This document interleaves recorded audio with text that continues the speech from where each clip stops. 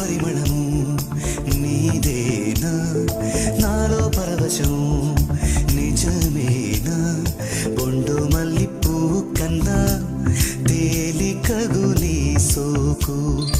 రెండు కళ్ళు మూసుకున్నా లాగు మరి నీ వైపు సొగసును చూసి పాడగాయ